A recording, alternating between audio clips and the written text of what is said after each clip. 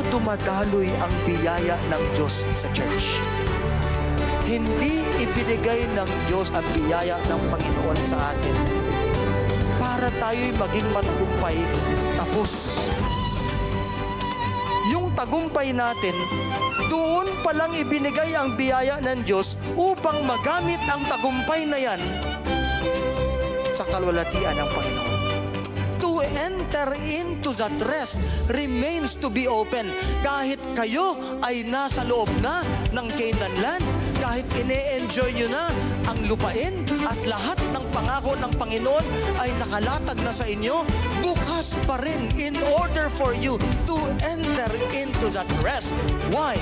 Sapagkat ang rest ay hindi ang gold, ang rest ay hindi ang iron of stones, ang rest hindi yung land, ang rest is the pleasure of God.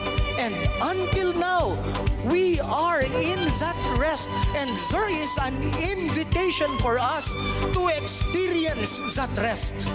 We say rest is the pleasure of God. Question: what pleases God? Kung walang pananampalataya, imposible na malugod mo ang Panginoon. Therefore, ang pananampalataya natin ang nagbibigay ng kaluguran sa Panginoon. Hindi mahalaga na ginagawa mo lang kung ano ang dapat mong gawin. Hindi mahalaga na nagawa mo lang ang iyong dapat gawin.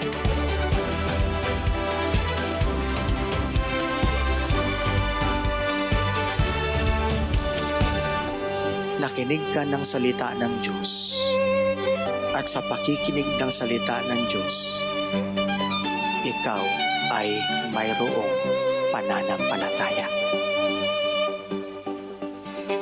Sapagkat may kinalaman ang rest or pleasure ng Panginoon sa ating pananampalataya. Lahat ng intentions ng ating paglilingkod, ng ating pagkilos, alam ng Panginoon. Lahat ng layunin, kung bakit mo ikinikilos yan, kung bakit ko ikinikilos ang isang bagay na ito, alam ng Panginoon. Dahil sa ating dakilang saserdote,